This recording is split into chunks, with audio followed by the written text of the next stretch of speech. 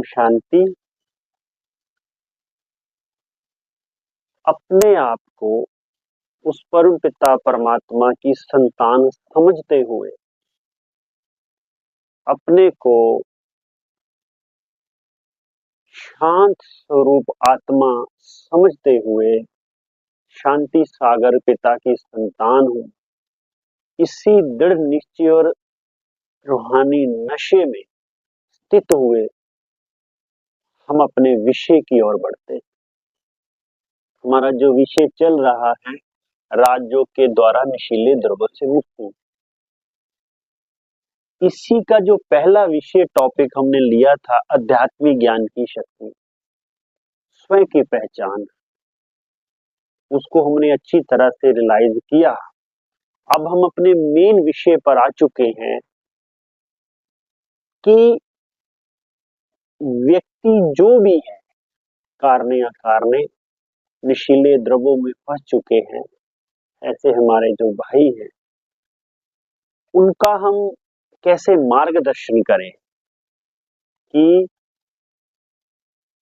सहज ही इन नशीले द्रव्यों से कैसे बाहर आए और अपने जीवन को, अमूल्य जीवन, इन सभी नशीले द्रव्यों से बचाया जाए। अब जो भी व्यक्ति नशीले द्रव्य लेता है, अंदर से उसकी इच्छा है, जानता भी है कि ये नशीले द्रव्य गलत हैं, दुखदाई है, मेरे को और परिवार को और संसार को दुख देने वाले हैं, नुकसान पहुंचाने वाले हैं। ये सब जानते हुए भी वो छोड़ नहीं पाता है। इच्छा है छोड़ने की, लेकिन छोड़ नहीं पाता है। लेकिन सहज राजयोग का अभ्यास अर्थात मेडिटेशन, हम मेडिसिन के साथ साथ मेडिटेशन को जोड़ दें तो इन नशीले द्रव्यों से बाहर निकलना बहुत सहज हो जाएगा। क्योंकि मेडिसिन हमको तन से स्वस्थ बनाती है और मेडिटेशन मन से स्वस्थ बनाता है। लेकिन आज हम सभी अनुभवी हैं, जानते भी हैं कि सबसे ज्यादा जो बीमारियों का जन्म है वो मानसिक बीमारियों से ज्यादा आ रहा है। इसी मानसिक बीमारियों के कारण से इंसान इन नशीले द्रव्यों में फंस जाता है, इन नशीले द्रव्यों का आदी हो जाता है और ही दुखी अशांत हो जाता है। शरीर को कितने प्रकार की बीमारियां लग जाती हैं। तो व्यक्ति ऐसा नहीं कि नशीले द्रव्यों को छोड़ना नहीं चाहता है, चाहता है, उसकी इच्छा भी है, लेकिन वो जो इच्छा है वो दृढ़ मजबूत ना होने के कारण से वो व्यक्ति इन नशीले द्रव्यों को छोड़ नहीं पाता है, इनके अधीन ही हुआ रहता है। तो अगर हम सहज राजयोग का अभ्यास करें अर्थात मेडिटेशन करें, परमपिता परमात्मा को याद करें, तो हमारी जो इच्छा होती है नशीले द्रव्यों से दूर रहने की, वो इच्छा दृढ़ मजबूत हो जाती है मेडिटेशन से, सहज राजयोग के अभ्यास से। जैसे कोई भी खिलाड़ी आप देखिए, अपने को शारीरिक ताकत देने के लिए वो क्या करता है, एक्सरसाइज वगैरह करता है। इसी तरह से मन की जो एक्सरसाइज है वो है मेडिटेशन, सहज राजयोग का अभ्यास। जो मन में मानसिक बीमारियां हैं, उन सब बीमारियों को समाप्त कर देता है मेडिटेशन। अब व्यक्ति चाहते हुए भी इन नशीले द्रव्यों को क्यों नहीं छोड़ पाता है? क्योंकि वो स्वयं पर नियंत्रण नहीं कर पाता है, मन को अपने वश में नहीं रख पाता है। लेकिन इच्छा है कि नशीले द्रव्यों की तरफ नहीं जाना, कोई भी शराब, तम्बाकू, गुटखा वगैरह मुझे नहीं लेना है। संकल्प है, इच्छा है, लेकिन उस इच्छा के अंदर, संकल्प के अंदर शक्ति ना होने के कारण से वो चाहते हुए भी नशीले द्रव्यों से नहीं बाहर आ पाता है, नहीं इनको छोड़ पाता है। तो मन पे नियंत्रण अर्थात मन को अपने वश करना, वश करने का अर्थ ये नहीं कि उसको दबाना या उसके ऊपर उसको दमन करना, इसका मतलब ये नहीं। मन पर नियंत्रण अर्थात स्वयं पर नियंत्रण होता है। अर्थात इसको क्या कहा जाता है, इसको सरल भाव कैसे समझे कि स्व नियंत्रण का अर्थ क्या है। जैसे पहले बताया कि स्व नियंत्रण का मतलब ये नहीं कि मन को दमन करना या मन को मारना, नहीं, मन को सुधारना राजयोग के द्वारा, मेडिटेशन के द्वारा। अब स्वयं नियंत्रण की बात जब आती है, इसको हम सरल शब्दों में समझते हैं। जैसे देखिए कि व्यक्ति को प्यास लगती है, प्यास लगती है, जो पानी है वो शरीर की डिमांड है, क्योंकि हमारा जो शरीर है वो 5 तत्वों से बनता है, जल, वायु, आकाश, पृथ्वी, अग्नि, जो भी ये 5 तत्व है, इनसे हमारा शरीर बनता है। तो तत्व पानी हमारे शरीर में है, तो जैसे पानी का लेवल कम होता है तो शरीर पानी की डिमांड करता है। अब सोचिए कि हम कहें शरीर पानी की डिमांड कर रहा है, तो व्यक्ति को हम कहें कि नियंत्रण कर, कंट्रोल कर, कैसे करेगा? प्यास को कब तक कंट्रोल करेगा वो व्यक्ति?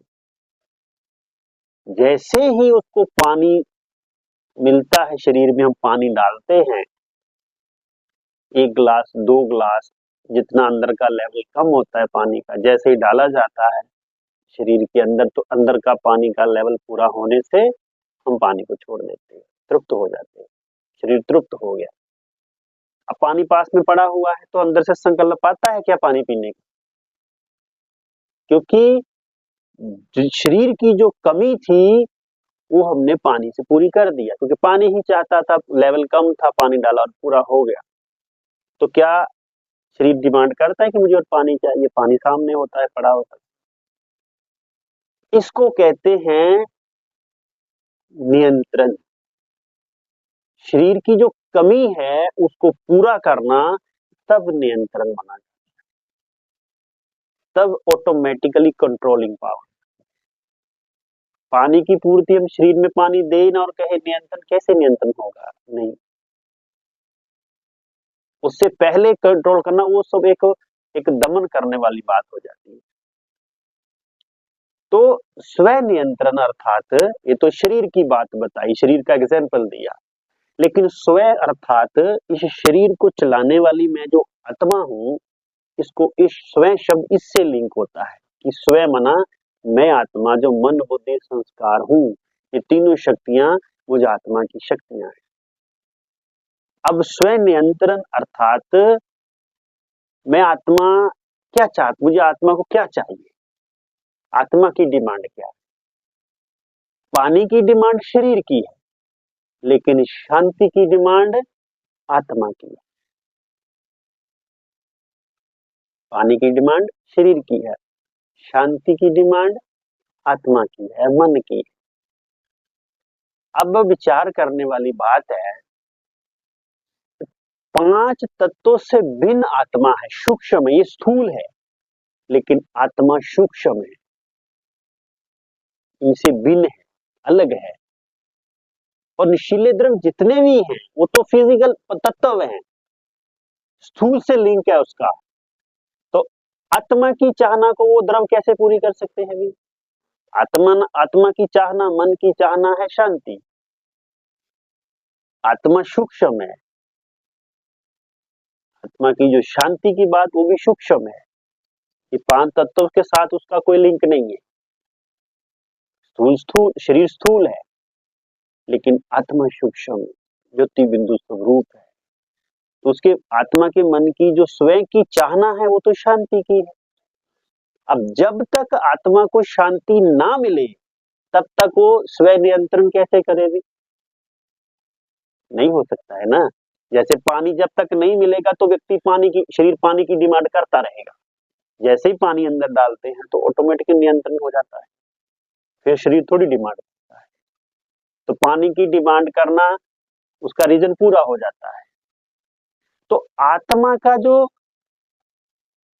चाहना है, स्व चाहना जो आत्मा की, वो है शांति की। अब शांति सूक्ष्म चीज है, आत्मा की चीज है ना। ये तो फिजिकल नहीं, स्थूल नहीं है। वो जितने नशीले द्रव्य सब स्थूल हैं, तो स्थूल सूक्ष्म की पूर्ति कैसे कर सकते हैं? पहले तो इसी बात को समझना जरूरी है। बल्कि ये नशीले द्रव्य जैसे ही हम अपने शरीर में डालते हैं और ही दुखी या शांत हो जाते हैं, और ही मन मानसिक बीमारियों से घिर जाता है।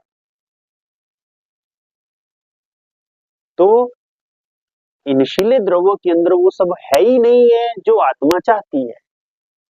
और जब तक आत्मा को उसकी चीज नहीं मिलती, तब तक आत्मा स्वयं पे नियंत्रण कैसे करे?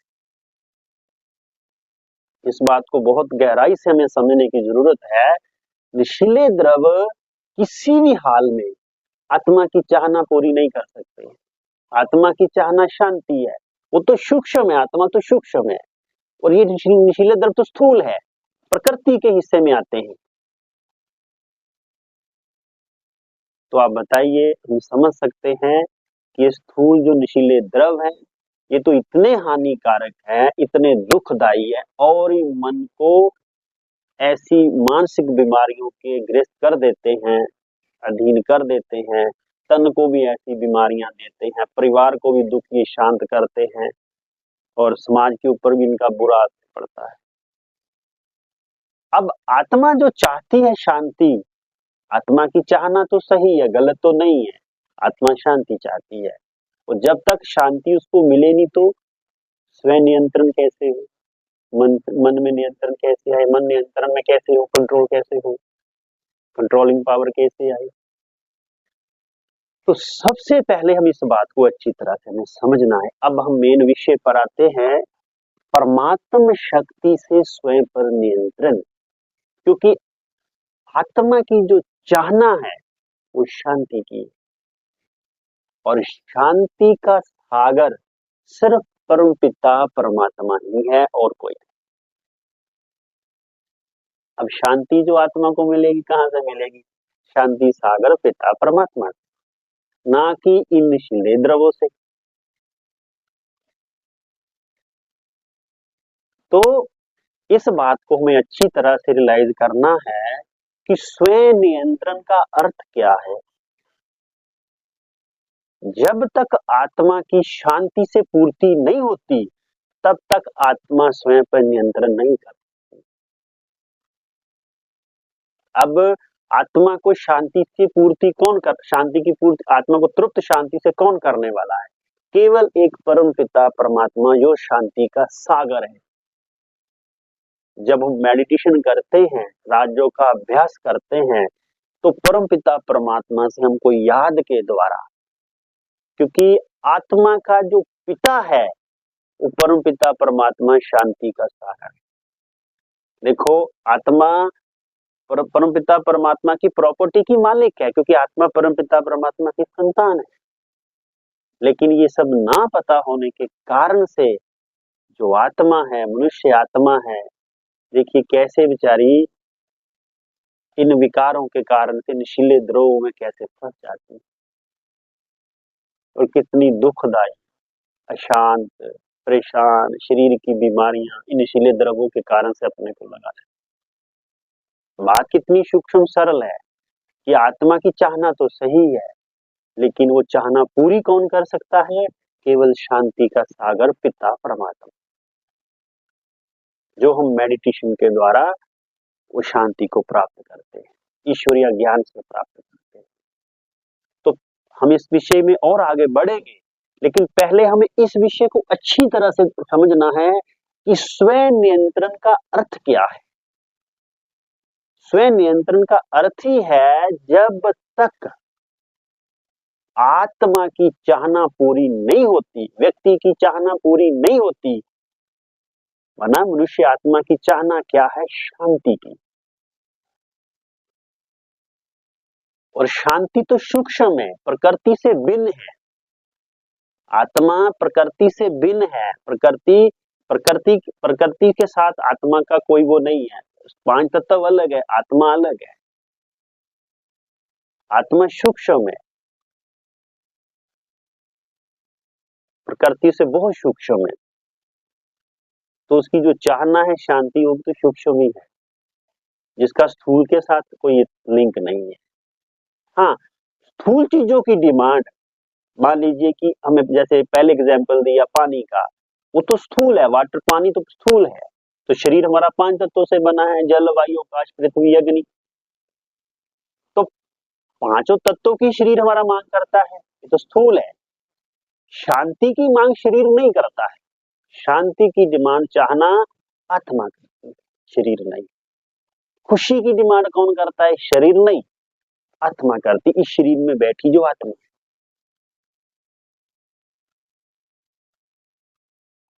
तो पानी की जो डिमांड है वो शरीर करता है, ना कि आत्मा।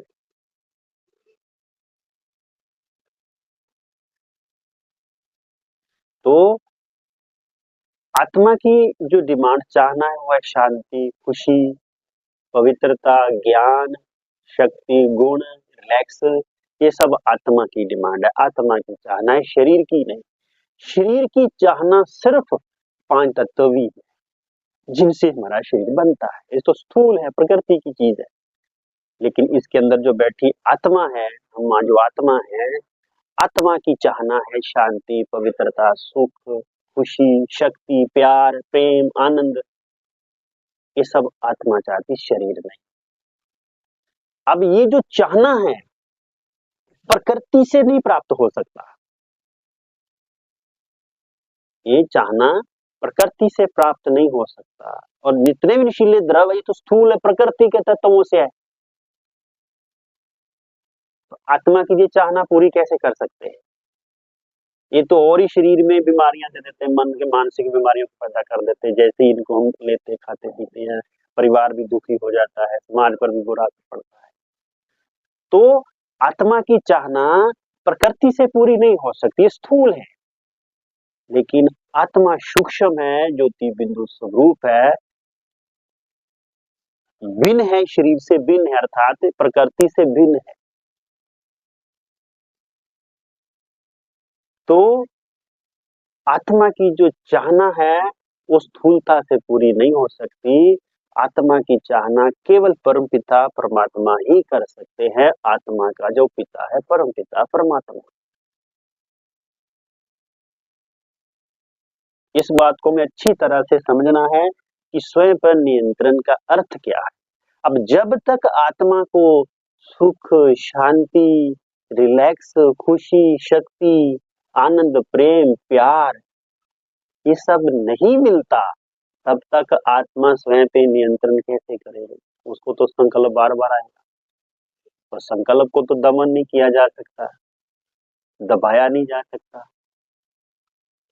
तो जो इसकी डिमांड है आत्मा की, मन की, क्योंकि आत्मा मन बुद्धि संस्कार है, आत्मा की चाहना यही है, मुझे सुख चाहिए, मुझे शांति चाहिए, मुझे खुशी चाहिए, मुझे प्रेम चाहिए, मुझे प्यार चाहिए, शक्ति चाहिए।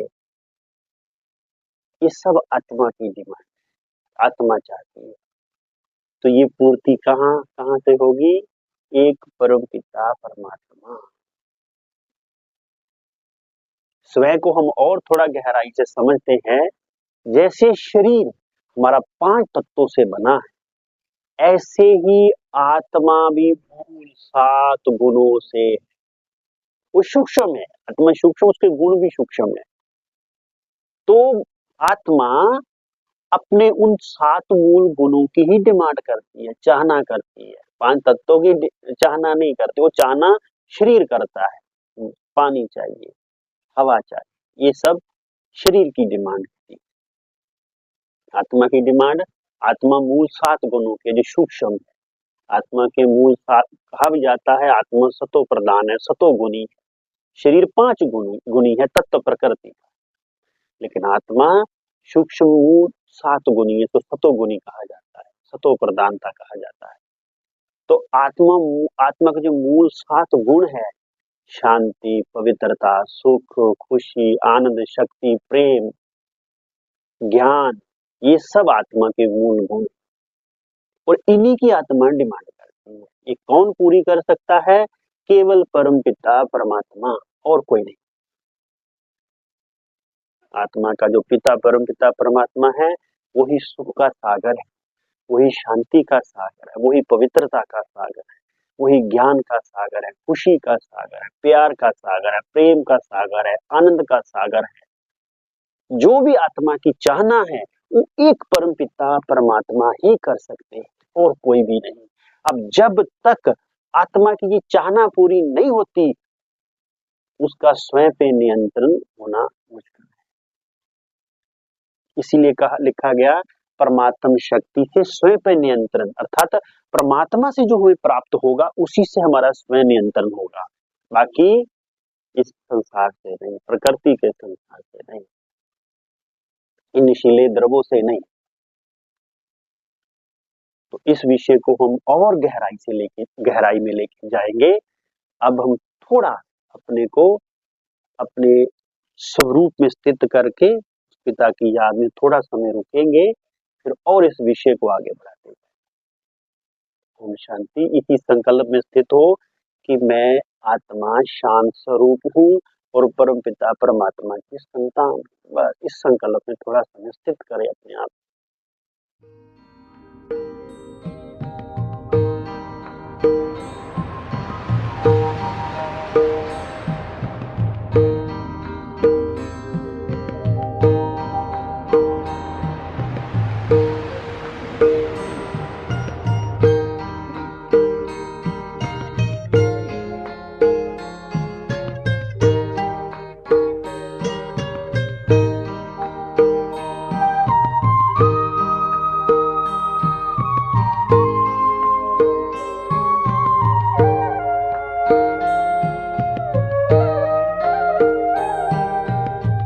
शांति सागर की लहरें जब जब पास में आए, ओम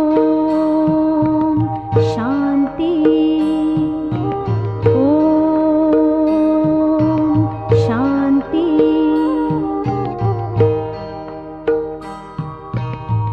शांति सागर की जब जब पास में आए, मन हो शांत तन हो शीतल, पावन सुख बरसाए, पावन सुख बरसाए। शांति। ओम शांति। हम इस विषय की और गहराई में जाएंगे। आज के लिए बस इतना ही। ओम शांति।